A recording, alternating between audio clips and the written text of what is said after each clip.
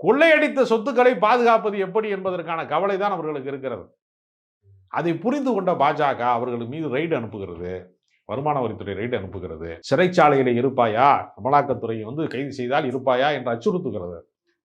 அதிலிருந்து தப்பிக்க வழி தெரியாமல் பாஜக கூட்டணியில போய் மாட்டிக்கொண்டார்கள். இல்லை என்றால் எஸ்டிபியினுடைய மாநாட்டில் எடப்பாடி பழனிசாமி ஒரு நாளும் எங்களுக்கு பாஜகவோடு இப்போதும் இல்லை எப்போதுமே கூட்டணி இல்லை என்றுதான் சொல்லிக் கொண்டிருந்தார்.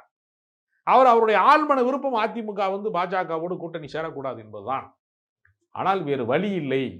போராடி ஜெயிப்பதற்கு திமுகவை போல அவர்களுக்கு மத்திய அரசாங்கத்தோடு போராடுவதற்கு அவர்களுக்கு திராணி இல்லை.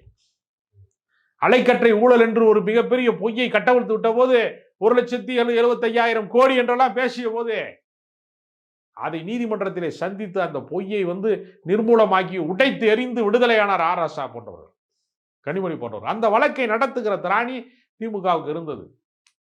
அதுபோல எந்த குற்றச்சாட்டுகளை சொன்னாலும் அந்த குற்றச்சாட்டுகளை எதிர்கொள்வதற்கான தில் இருந்துச்சுன்னா கட்சியை காப்பாற்றலாம். அதை விட்டு சரணாகதி தத்துவத்தை இவர்கள் பின்பற்றுகிற காரணத்தினால அவர்கள் எது வேண்டுமானாலும் கேட்பார்கள். 50 தொகுதியும் கேட்பாங்க. நாங்க முதலமைச்சரா இருக்கோம், நீங்க ஓரமா போய் உட்காருங்கன்னு கூட கேட்பாங்க.